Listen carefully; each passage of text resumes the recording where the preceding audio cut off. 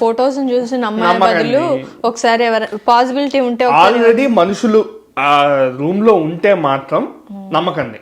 Because double check చేయించుకోవడానికి try చేయండి, లేదా కొత్తగా వచ్చే వాళ్ళు 3-4 కలిసి ఓ రూమ్ తీసుకోండి and get a good room. See if the area is safe. Safety is the utmost priority. నీకు ఏ ఏరియా సేఫ్ అనిపిస్తే అక్కడ ఉండండి.